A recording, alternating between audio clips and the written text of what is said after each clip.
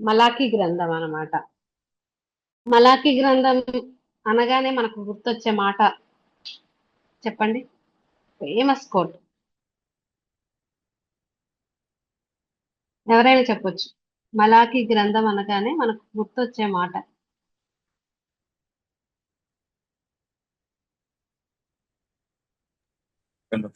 Which is Jaswanth doesn't block. చెప్తావా?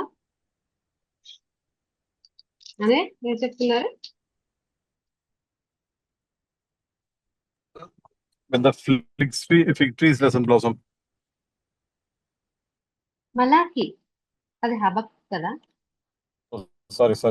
Then it's about the tithe and yeah కదా. మనకు మలాఖీ గ్రంథం I'll open the book అనగానే of మన heaven. మైండ్ లోకి వచ్చేది దశమ భాగాల గురించి వస్తుంది. ఓకేనా, దశమ భాగాలు. తర్వాత మలాఖీ గ్రంథం ఎక్కడ ఉంటుంది జశ్వంత్? జశ్వంత్ అండ్ ఫ్రెండ్ ఎవరైనా చెప్పొచ్చు. జశ్వంత్ వినిపిస్తుందమ్మా? మలాఖీ గ్రంథం ఎక్కడ ఉంటుందానా? మలాఖీ గ్రంథము నూతన నిబంధన నూతన నిబంధన నూతన నిబంధనలో ఉంటుంది. Old old old old old ma'am. పాత నిబంధనలో ఓల్డ్ టెస్ట్మెంట్ లో చివరిలో చివరిది. ఓకే, పాత నిబంధనలో చివరి గ్రంథం. కొత్త నిబంధనకు ముందు గ్రంథం కొత్త మలాఖీ కదా. అయితే నాతో పాటు ఎంతమంది ఇక్కడ ఉంటున్న మన 5-6 మంది ఉన్నాము. ఇంకా వాళ్ళ చుట్టుపక్కల ఎవరైనా ఉంటే కూడా నాతో పాటు ఎంతమంది ఏకీభవిస్తారు ఏమంటే, దేవుని వాక్యం ద్వారా మన జీవితాన్ని మనమే డిజైన్ చేసుకో. దేవుని వాక్యం ద్వారా గుర్తుపెట్టుకోండి, దేవుని వాక్యం ప్రకారము లేదా దేవుని వాక్యం ద్వారా మన జీవితాన్ని మనమే డిజైన్ చేసుకోవచ్చా లేదా? దేవుడే నడిపించాలి, దేవుడే నడిపించాలి, ప్రతిదీ దేవుడే చూపించాలి అని ఉందా? లేకపోతే దేవుని వాక్యానుసారంగా మన జీవితాన్ని మనమే డిజైన్ చేసుకోవచ్చా? చేసుకోవచ్చు అనుజ, అందుకే కదా వాక్యం ఉండేది. మనం రెఫరెన్స్ ఏంటి చెప్పండి అక్క. రెఫరెన్స్ 1 or 2 చెప్పండి.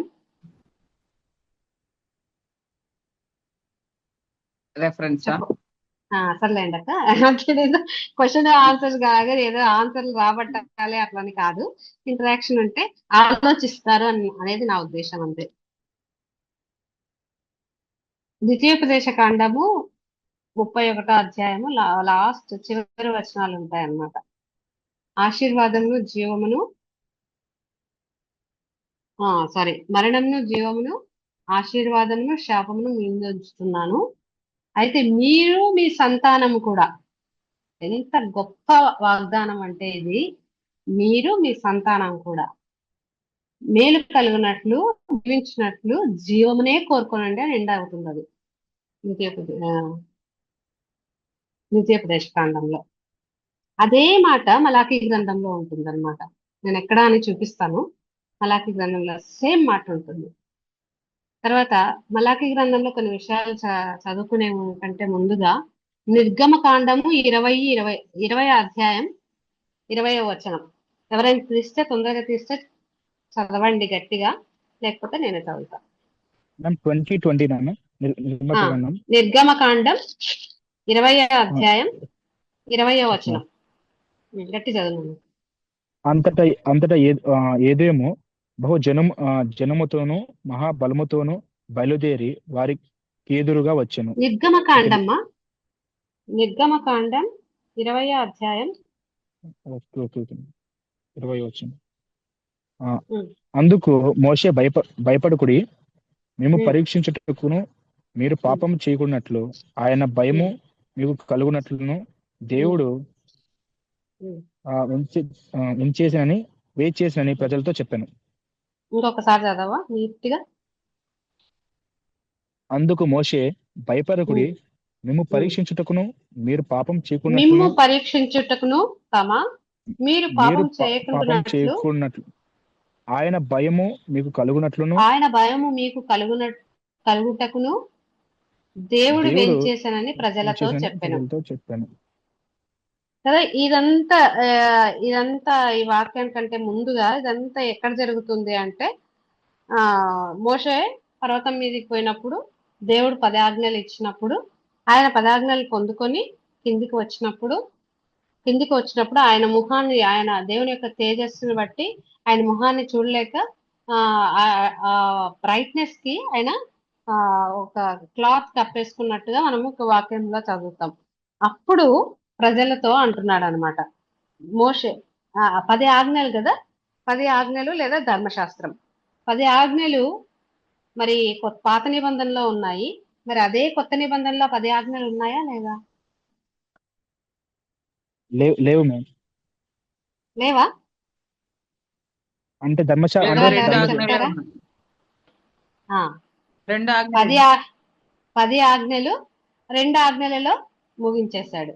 కాకపోతే మనం చూస్తే గన మొదటిది సేమ్ 20 అధ్యాయంలో ఉంటున్నటువంటి 10 ఆజ్ఞలలో ఫస్ట్ది నీ దేవుడైన యెహోవాను నీ పూర్ణ హృదయంతోను, పూర్ణ బలముతోను, పూర్ణ ఆత్మతోను నీ దేవుడైన యెహోవాను సేవించవలను అని ఉంటది.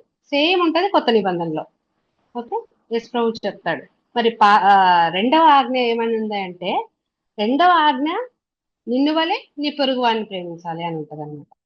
నిన్ను వలె నీ పొరుగువాడిని ప్రేమించాలి అని అన్న రెండో ఆజ్ఞ మొత్తం వివరణ ఇస్తాడు 10 ఆజ్ఞలలో. అందుకని 10 ఆజ్ఞలు కొత్త నిబంధనలోనూ ఉన్నాయి, పాత నిబంధనలోనూ ఉన్నాయి. అందుకని యేసు ప్రభు ఏమంటాడంటే, నేను ధర్మశాస్త్రాన్ని నెరవేర్చడానికే వచ్చాను కానీ కొట్టివేయటానికి రాలేదు అంటాడు. గుర్తుపెట్టుకుందాం. అంటే నేను ఇక్కడ ఏం చెప్పడానికి ట్రై చేస్తున్నాను అంటే, కొన్ని సంఘాల్లో లేకపోతే కొంతమంది బోధకులు ఏం చెప్తారు అంటే, కొత్త నిబంధన కొట్టివేయబడింది, పాత నిబంధన కొట్టివేయబడింది, కొత్త నిబంధన వచ్చింది. పాత నిబంధన మనం ఫాలో అవ్వచ్చు, అవ్వకపోవచ్చు అని కొంత బోధ ఉంది. మరి ఇప్పుడు ఏమైనా చేంజెస్ అయినాయేమో, అందరూ ఒప్పుకున్నారేమో నాకైతే తెలియదు. కానీ ఒకవేళ ఇంకా ఆ బోధ నడుస్తూ ఉంటే మనం ఈ రోజు ఒకవేళ అది వింటే గన అవునా అనే క్వశ్చన్ మార్క్ వేసుకోకుండా పిల్లలు ఉన్నారు కాబట్టి నేను అందుకు చెప్తున్నాను.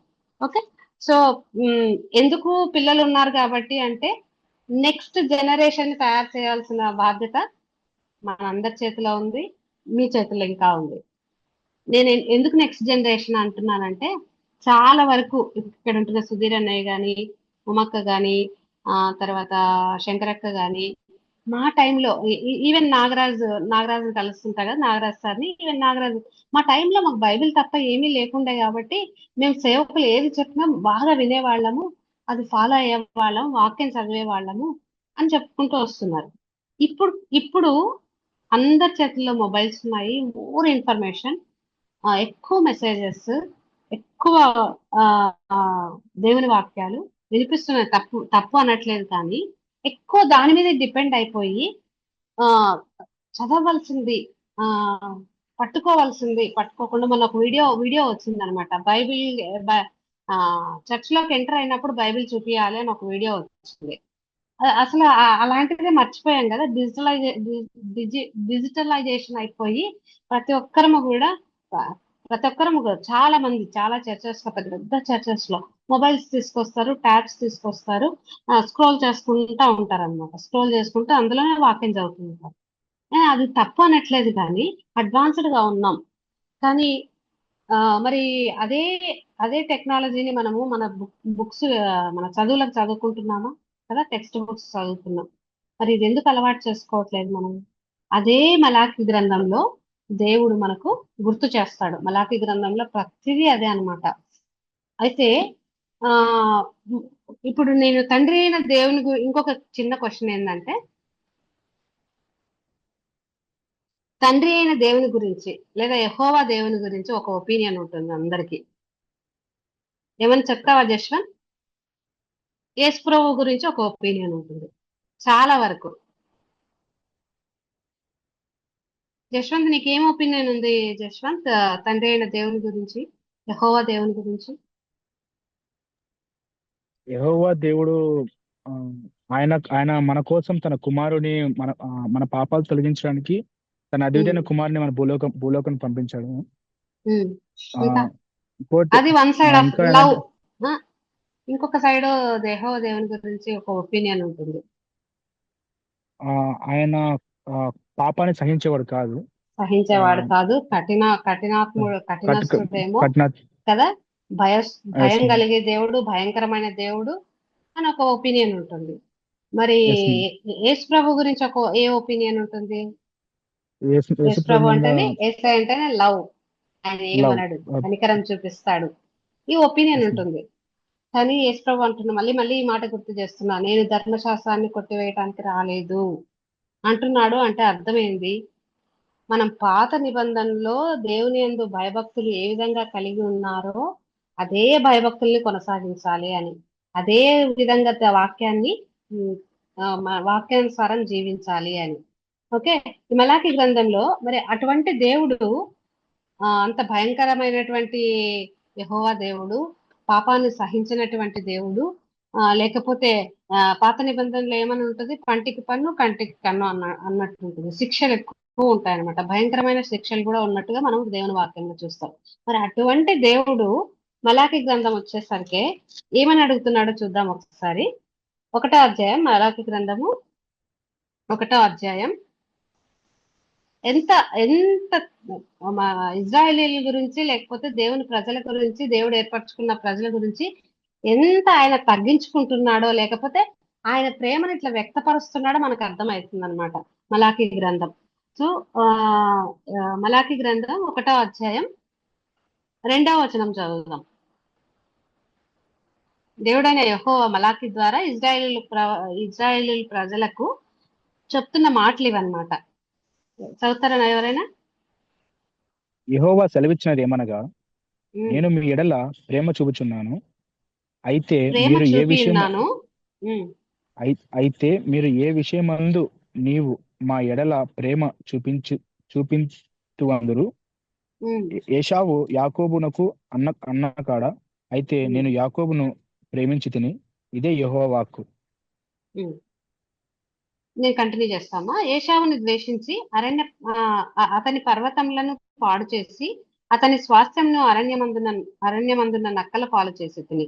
ఇక్కడ నేను చదువుతున్నప్పుడు ఏమనిపించిందంటే, ఏశావు యాకోబుకు అన్నకాడా అని అంటున్నాడు దేవుడు ఇక్కడ. నేను మిమ్మల్ని ప్రేమిస్తున్నాను ఇజ్రాయేలీయులారా, నేను ప్రేమిస్తున్నాను మిమ్మల్ని అని ఒక ఎగ్జాంపుల్ చెప్తున్నాడు ఇక్కడ. ఎలా ప్రేమించాడు అంటే, ఏశావు అన్న యాకోబు కదా. యాకోబు అంటే ఏమర్థం అంటే మోసగాడు అని అర్థం. మోసం చేశాడు ఏశావు. అసలు ఏశావు గురించి మనం ఆలోచిస్తే, ఆయన కోరిక నాకు చాలా రోజులు నాకు అర్థం కాల. ఆయన కోరిక జెన్యున్, పాపం ఆకలి అయ్యింది ఆయనకి. ఆకలి అయినప్పుడు ఎర్రని చిక్కుడుకాయల కూర చూపించాడు ఎవరు, యాకోబు. అది జెన్యున్ గా ఉంది ఆయన కోరిక.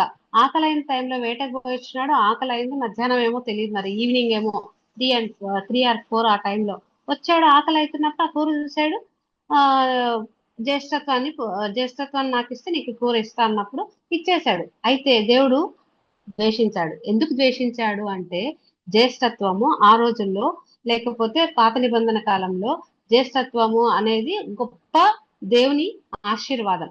ఆయన పోగొట్టుకున్నాడు అది, అందుకు దేవుడు ద్వేషించాడు. మనం ఇక్కడ ఏం అర్థం చేసుకోవచ్చు ఏశావు ద్వారా, ఏశావు నుండి అంటే, దేవుడిస్తున్న వాగ్దానాలని, లేకపోతే దేవుడిస్తున్న మాటల్ని, దేవుడిస్తున్న ఆజ్ఞల్ని మనం కూడా ఒక రకంగా దేనికైనా అమ్ముకుంటున్నామేమో, దేనికైనా పక్కకు పెట్టేస్తున్నామేమో, దేనికైనా మనము నిర్లక్ష్యం చేస్తున్నామేమో.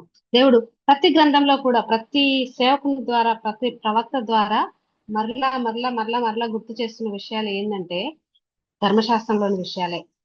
మీరు నా మాట వినకుండా ఉన్నారు, నా మాట ప్రకారం చేయండి, నా మాట వినండి, మీరు జీవించినట్లు, మీరు బతుకున్నట్లు నా మాట వినండి అని అనేక మంది ప్రవక్తల ద్వారా ప్రతిసారి ఇజ్రాయేలీలకు గుర్తు చేస్తూ వచ్చాడు అనమాట. మరి అంటే యాకోబునే నేను ప్రేమించాను, ఏశావుని ద్వేషించాను. ఏశావు మళ్ళా ద్వేషించడమే కాకుండా, ఏశావు మళ్ళా మన స్థలాలు పాడైపోయినాయి, మన ఇల్లులు పాడైపోయినాయి, మన ఇల్లులు కట్టుకుందాం, మన స్థలాలు బాగు చేసుకుందాము అన్నప్పటికీ నేను మళ్ళా వాటిని పాడు చేస్తాను అంటున్నాడు దేవుడు. మరి ఈ రోజు మనము ఎవరి పొజిషన్ లో ఉన్నామో గుర్తుపెట్టుకున్నాం. యాకోబు మోసగాడు అయినప్పటికీ దేవుని వైపు తిరిగి దేవుని ద్వారా ప్రేమించబడుతున్నామా? ఏశావు ద్వారా.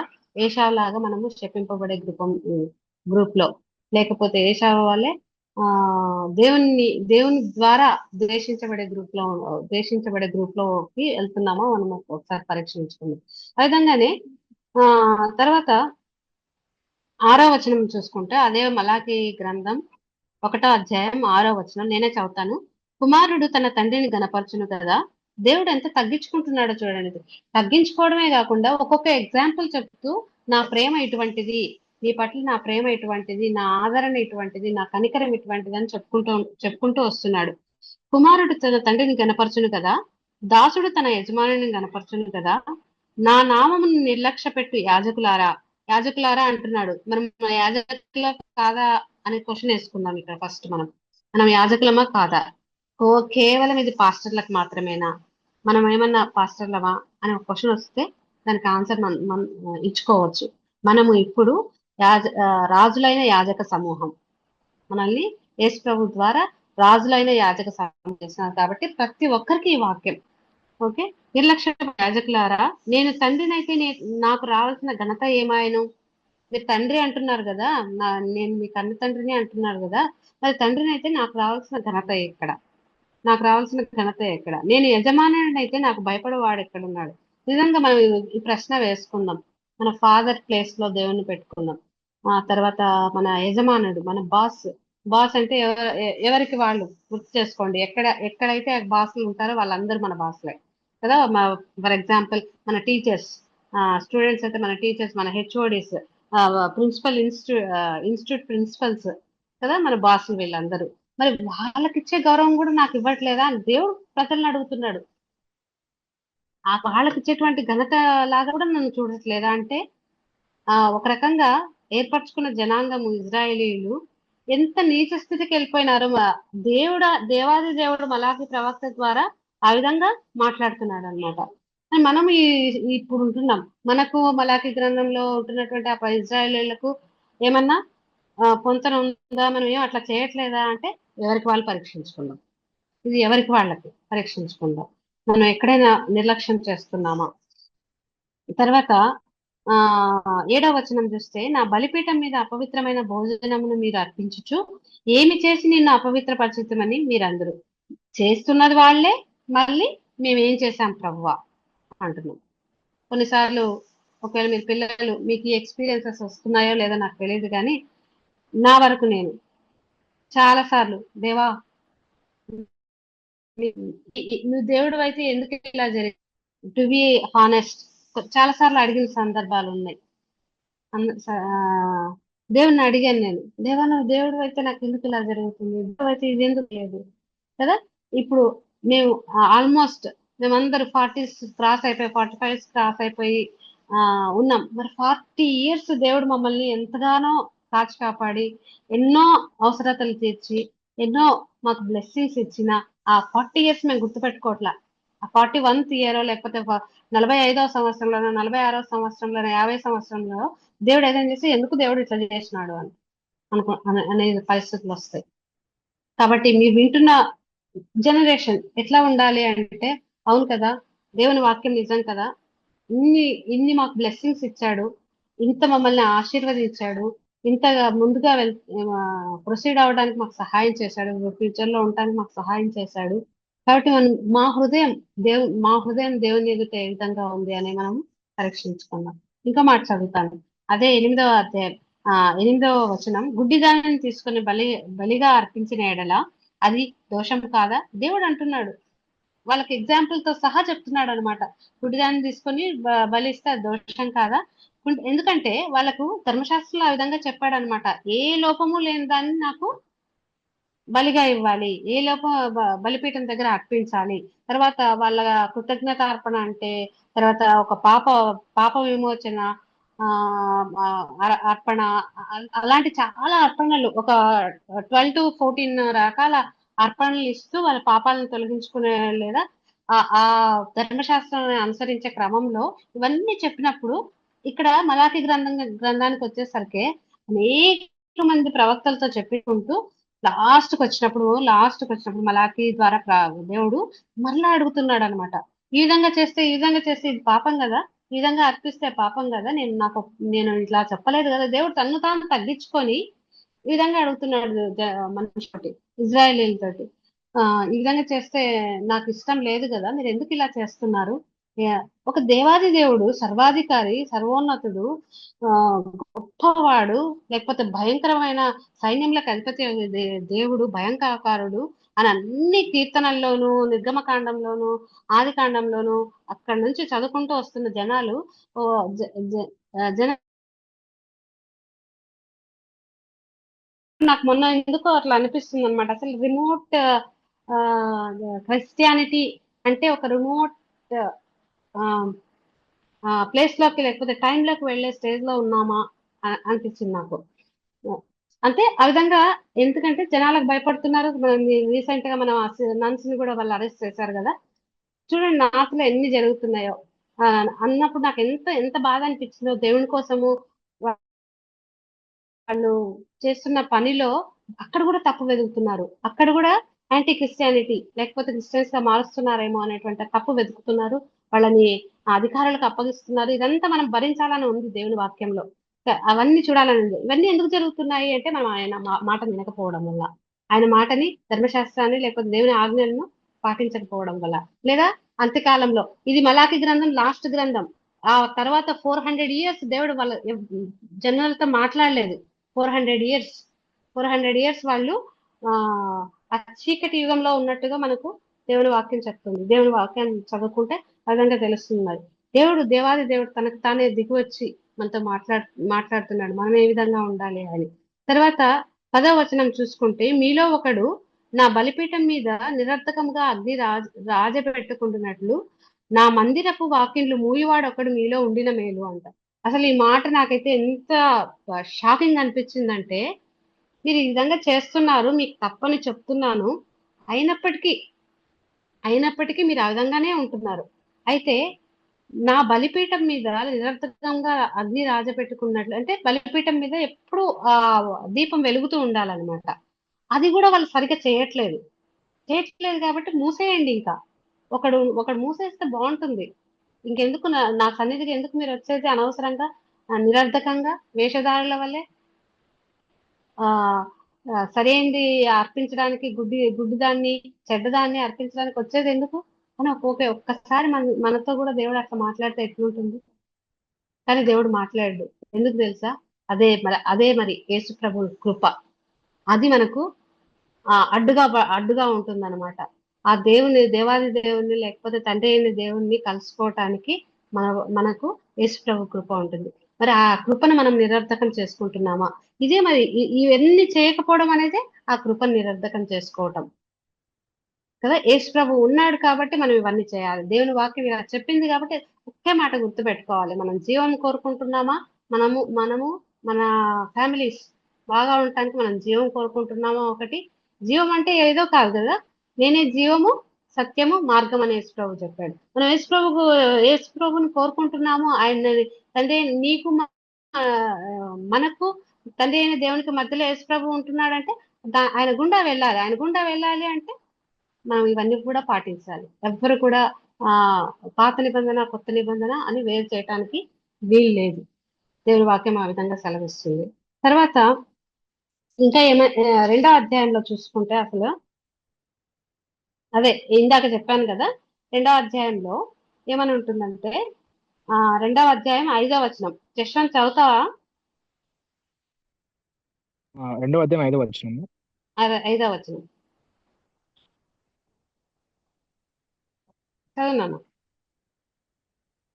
నేను చేసిన నిబంధన వారి జీవనమునకును సమాధానమునకును కారణమయ్యాను. జీవమునకును సమాధానమునకు కారణమయ్యాను. అదే మనం ద్వితీయోపదేశ ఖండంలో అదే చూసుకుంటున్నాం అన్నమాట. జీవం కోరుకోనండి, మీ సమాధానానికి, మీ కుటుంబాలకు సమాధానానికి, మీ మేలుకు, మీ సమాధానం, మీ కుటుంబాలకు సమాధానము లేదా మేలు కలగాలి అంటే జీవమును కోరుకోనండి అంటూ అదే మాట ఇక్కడ రాయబడుతుంది అనమాట. నిబంధన, నేను చేసిన నిబంధన ఏంది ఇక్కడ నిబంధన అంటే? దేవుడిచ్చిన 10 ఆజ్ఞలు, దేవుడిచ్చిన ధర్మశాస్త్రం. నేను చేసిన నిబంధన వారి జీవమునకును సమాధానమునకును కారణమాయను, భయభక్తులు పుట్టించుటకై కదా. అదే నిర్గమకాండం 20వ అధ్యాయం 20వ వచనం ఇదే చెప్తుంది అనమాట. దేవుడు ఎందుకు వేయించేశాడు అంటే మిమ్మల్ని పరీక్షించడానికి, మీ ఆయన యందు మీకు భయభక్తులు కలిగించడానికి దేవుడు వేయించేశాడు అని ఉంటుంది వాక్యం. అదే చదువుకున్నాం మనం. నా యందు భయభక్తులు కలిగి నా నామం విషయంలో భయం గలవారై సత్యము గల ధర్మశాస్త్రమును బోధించుచు దుర్బోధన ఏమాత్రమును చేయక సమాధానమును బట్టి యథార్థతను బట్టి నన్ను అనుసరించి నడుచుకుని వారై దోషం నుండి అనేకులను త్రిప్పిరి కదా. నా బైబిల్లో ఏమని రాసిందంటే ఇక్కడ ఇట్లా ఒక్కొక్క చిన్న హెడ్డింగ్ ఇచ్చి రాయబడి ఉంది అనమాట ఈ బైబిల్. యాజకుల విషయమని రాయబడి ఉంది అనమాట. యాజకులకి దేవుడు ఆజ్ఞ ఇస్తున్నాడు, సత్యము గల ధర్మశాస్త్రమును బోధించచ్చు. గుర్తు పెట్టుకుందాం ఇక్కడ ఏ విధంగా భక్తులను నడిపించాలి అంటే యాజకులు సత్యము గల ధర్మశాస్త్రమును బోధించచ్చు అని ఉంది. అంటే ఏంటి అర్థము? అసత్యము గల ధర్మశాస్త్రమును బోధించేవారు కూడా ఉంటారు అని అర్థం. గుర్తుపెట్టుకుందాం. కాబట్టి మనకు ప్రామాణికం లేకపోతే మనకు అథెంటికేటెడ్ వర్డ్ ఎక్కడ అంటే బైబిల్ ద్వారా. అథెంటికేషన్ ఇచ్చే మాట ఏది అంటే బైబిల్ వాక్యం, దేవుని వాక్యం మాత్రమే కదా. ఎంతమంది సేవకులు ఏది చెప్పినా కూడా, అందుకని బెరియా సంఘ స్త్రీ వాళ్ళు ఏం చేసేవాళ్ళంటే పౌలు చెప్పిన విషయాలు కూడా వాక్యానుసారంగా ఉన్నాయా లేకపోతే లేఖనానుసారంగా ఉన్నాయా అని చెప్పి వెతికినారంట వాళ్ళు.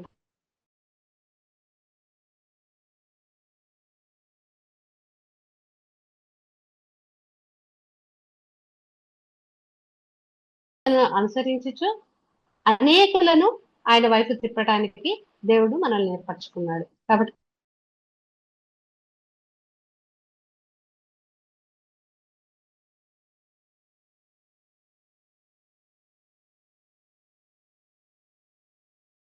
జీవిస్తున్నామా కదా. నిన్న ఒక ప్రేయర్ మీటింగ్కి వెళ్తే సామెతలు లాస్ట్ చాప్టర్ చెప్తున్నాడు అనమాట.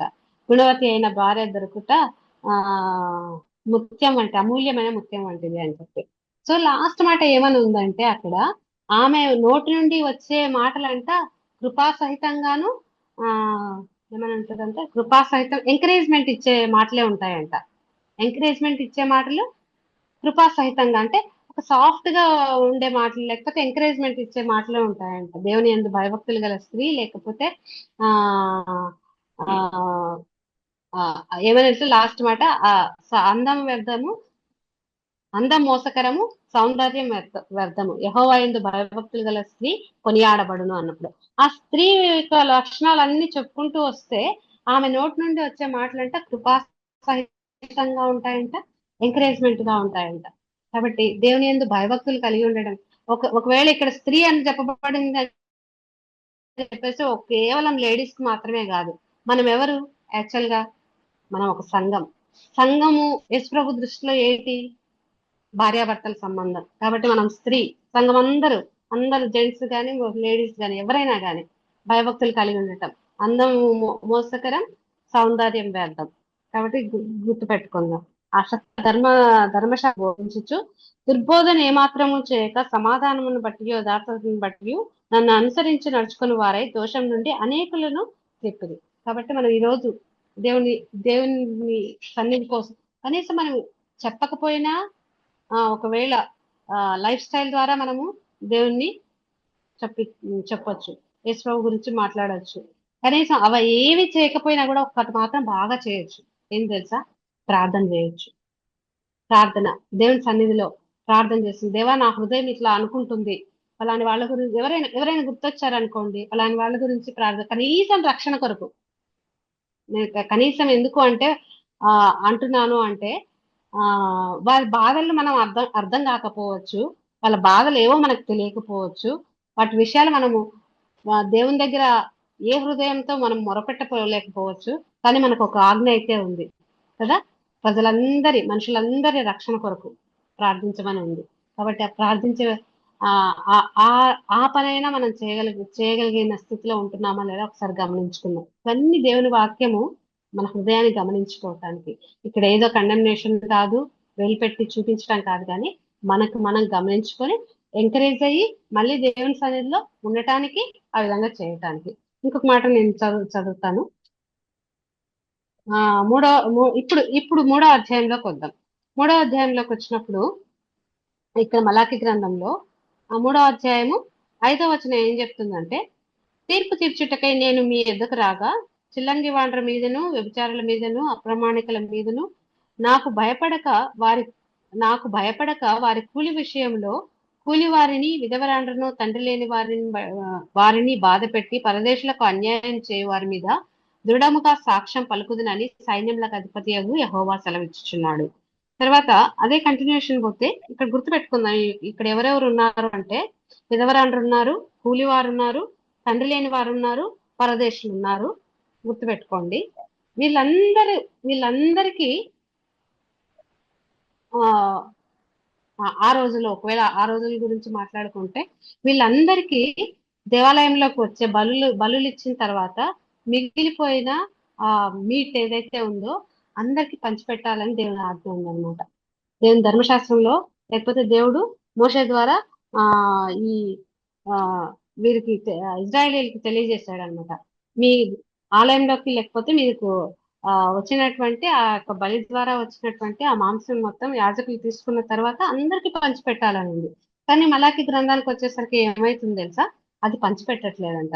వాళ్ళు అసలు అర్పణలే కుంటిదాన్ని, గుడ్డిదాన్ని, కుళ్ళిపోయిన దాన్ని అలాగే ఇస్తున్నారు. మళ్ళీ కుంటిది గుడ్డిది కుళ్ళిపోయింది ఇచ్చినప్పుడు ఆ మాంసం వాళ్ళకి ఇవ్వడానికి వీలవుతుందా?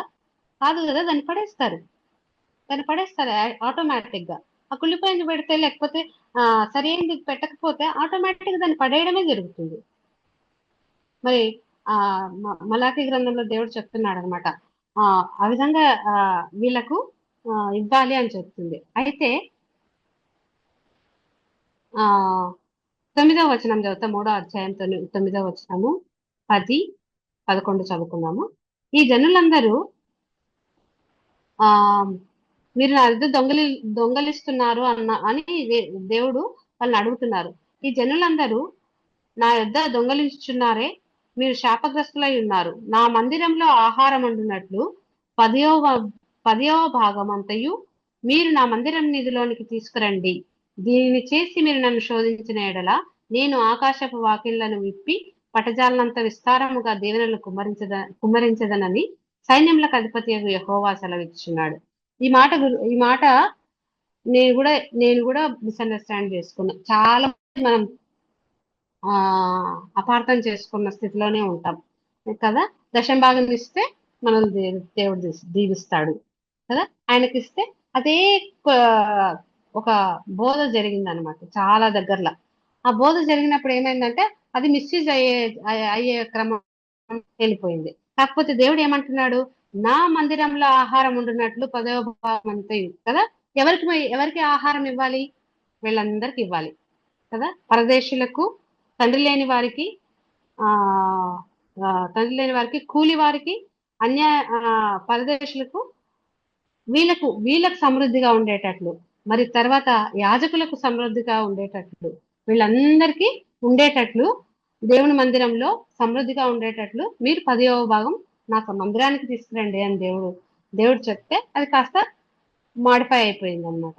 కాబట్టి మనం ఏ విధంగా మనం టైపింగ్ చేస్తున్నాము, అసలు టైపింగ్ చేయాలా చేయకూడదా అనే విషయాలు ఈ కొంచెం వేరే రకంగా ఉన్నాయి. దాని గురించి కాదు కానీ మాట్లాడుకుంటున్నాను ఇప్పుడు. దేవుని అంటే ఇంకా ఏం చేయొచ్చు అంటే, లేదా ఏ విధంగా మనం ఆలోచించవచ్చు అంటే, మనము పేదల్ని లేకపోతే తండ్రి లేని వారిని మన ఇంట్లో ఉంటున్నటువంటి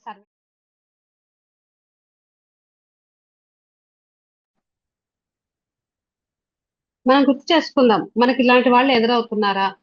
మన ఇళ్లలో సర్వెంట్సే, లేకపోతే మన ఇన్స్టిట్యూట్స్ లో సర్వెంట్సే. మనం ఆ విధంగా వాళ్ళ మీద సాఫ్ట్ కార్నర్ చూపిస్తున్నామా? జనరలైజ్డ్ గా మనం గుర్తు చేసుకుందాం, మాట్లాడుకుందాం, వేరే రకంగా బిహేవ్ చేస్తున్నామా? ఇవన్నీ గమనించుకుందాం. దేవుని ఆత్మ ఉన్నప్పుడు, నాకు తెలిసినంత వరకు దేవుని ఆత్మ ఉన్నప్పుడు, దేవుని వాక్యానుసారం జీవించాలని నిర్ణయించుకున్నప్పుడు, దేవుని విషయంలో ఇది కరెక్టా కాదా అని మనము ఏమంటారు చూసుకొని నడుచుకోవాలి అని నిర్ణయించుకున్నప్పుడు దేవుడు ఖచ్చితంగా నడిపిస్తాడు. ఆ విధంగా మన ఆయన స్వరాన్ని వినగలం. ఆ విధంగా మన హృదయాన్ని మనము మార్చుకోగలం. అయితే ఇంకొక విషయం చెప్తుంది ఇక్కడ, దేవుని మాటని విన్నటువంటి వారిని, దేవునికి విరోధంగా మాట్లాడుతున్నటువంటి వారిని గర్వపు మాటలు అంటున్నాడు అనమాట.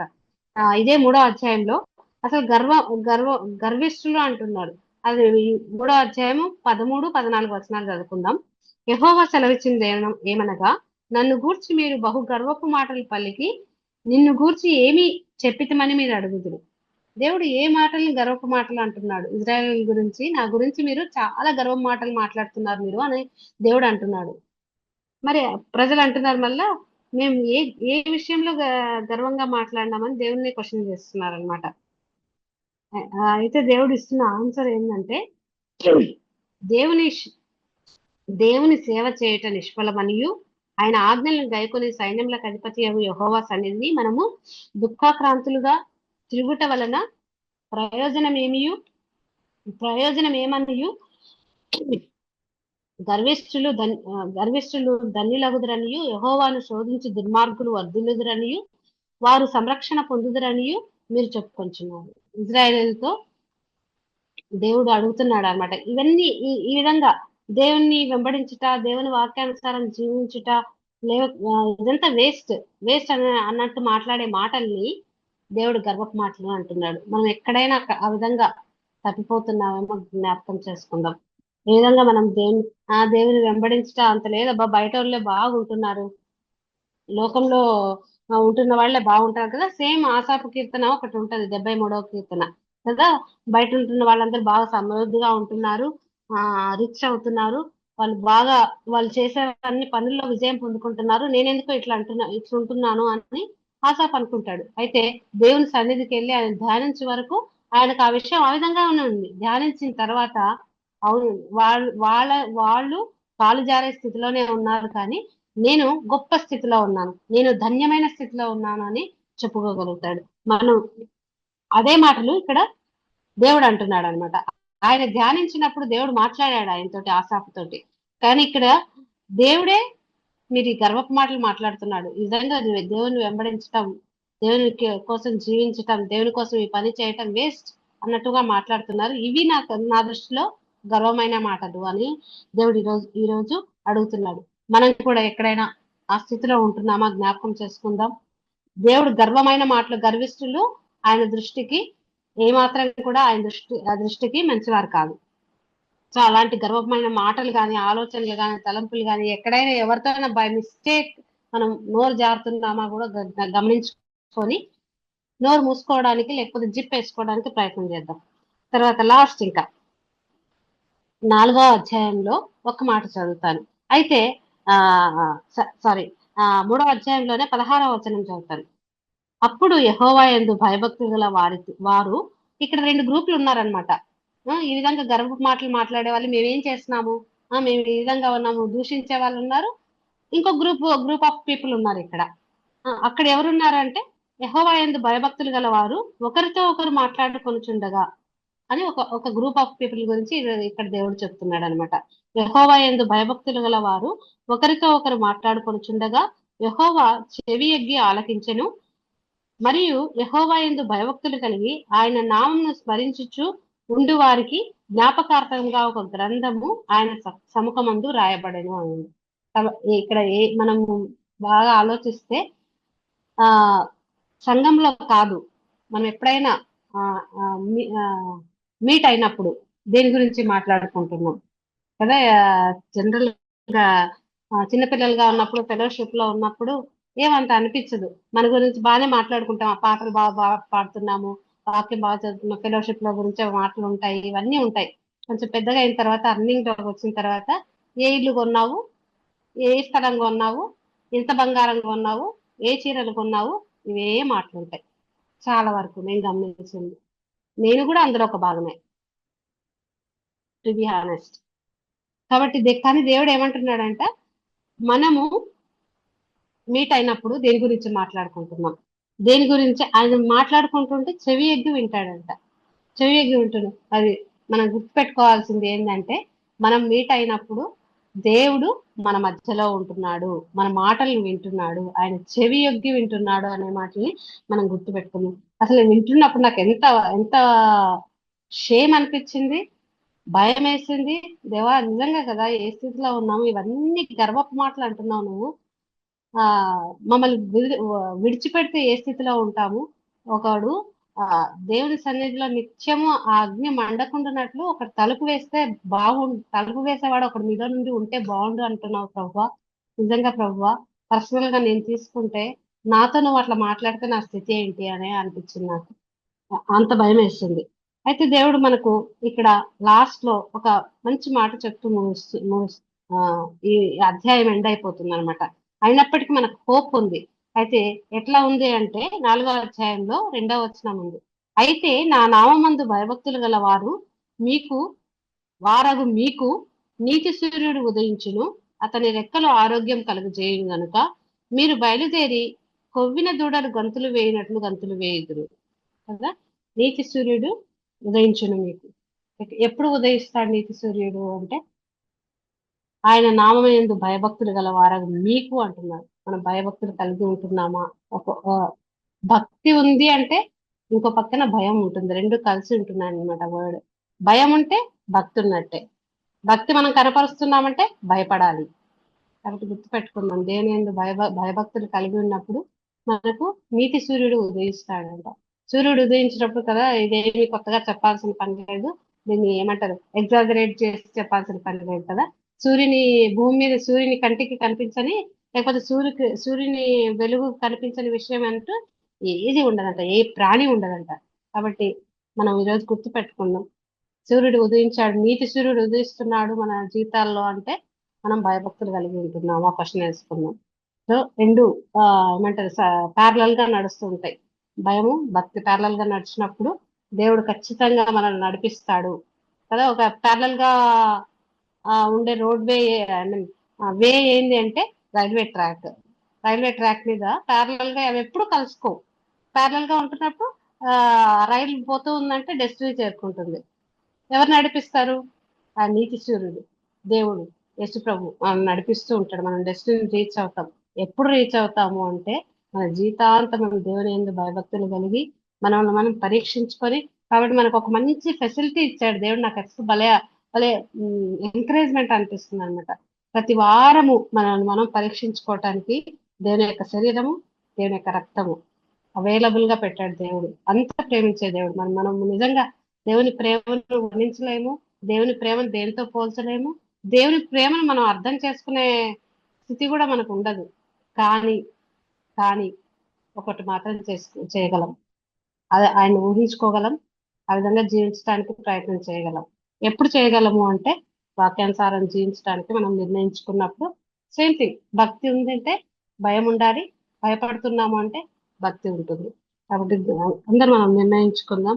దేవుడు మనకందరికీ కూడా సహాయం చేయాలి. ఈ విధంగా వాక్యం దేవుడు మనల్ని ప్రశ్నించే విధంగా కాకుండా, దేవా ఏది ఉన్నప్పటికీ నువ్వు రక్షకుడివి, నువ్వు దేవుడివి. నాకు ఎన్నో క్వశ్చన్స్ ఉండొచ్చు, ఎన్నో బాధలు ఉండొచ్చు, నువ్వు రక్షకుడివి, దేవుడివి.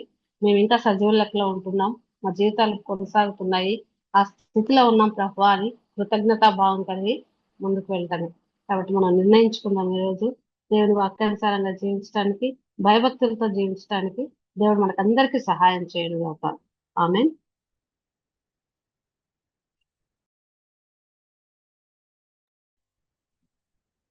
Yashwant, sir you can close, Ma. We want to say something, you can say. Let the prayer just close. చేస్తాను. ప్రైజ్ లార్డ్ అందరికీ. నాకు ఈరోజు తాకబడ్డ వాక్యం ఏంటంటే, సార్ ముందు ఒక మిస్కాన్సెప్షన్ లో ఉన్నాను. ఓకే, పాత నిబంధన అంతా కొట్టివేయబడింది, నూతన నిబంధన ఇప్పుడు దేవుడు ఇచ్చాడు, సో పాత నిబంధన మనం ఏం ఫాలో కావాల్సిన అవసరం లేదని ముందు ఒక అపోహలో ఉన్నాను. బట్ ఈరోజు వాక్యంలో నాకు తాకబడింది అంటే మెయిన్ అదే. సో మన పాత నిబంధనలో కూడా పాత నిబంధన అంతా దేవుడు కొట్టివేయబడలేదు. పాత నిబంధన ధర్మశాస్త్రం అంతా దేవుడు నెరవేయడానికి వచ్చాడు. మన పాత నిబంధన ఎలా ఉన్నామో భయభక్తులతో, దేవునితో భయభక్తులు ఎలా ఉన్నామో సేమ్ నూతన నిబంధన ఇప్పుడు కూడా మనం అలాగే ఉండాలని బాగా తాగబడింది. తర్వాత జ్యేష్ఠత్వము సేమ్ మనం కూడా ఒక యోసేపు వల్లే మనం ఎలా ఉన్నాం. మన అక్కడ యోసేపు తన చిన్నపూట ఒక పూట ఆహారం కోసం తన జ్యేష్ఠత్వాన్ని అమ్ముకున్నాడు. సేమ్ మనం కూడా ఇక్కడ ఏంటంటే మనము ఒక వరల్డ్ టెంప్టేషన్ కానీ మనం దేవుని అమ్మవేస్తున్నామా? ఓకే, నువ్వు ఒక మూవీ ఒక ఫ్రెండ్స్ తో ఫెలోషిప్ వెళ్ళి ఫ్రెండ్స్ తో హ్యాంగ్ అవుట్ అవుతున్నావు. సో అక్కడ దేవుని అమ్మేస్తున్నామా? మనము బైబుల్ చదువుకోకుండా ఆ ఆ వేరే దాని మీద ధ్యాస పెడుతున్నాం. టెంప్టేషన్ మీద ఎక్కువ ధ్యాస పెడుతున్నాం. సేమ్ మనము దేవుని నమ్మివేస్తున్నాం. మన మన లోకానుసారం కోసం మనం దేవుని నమ్మివేస్తున్నాం. ఇక్కడ సేమ్ మనం కూడా యేసు పలే ఉన్నాము. అలా ఉండకూడదని నాకు తాకబడింది. సేమ్ తర్వాత ఈ విషయం గురించి నాకు బాగా తాకబడింది సార్.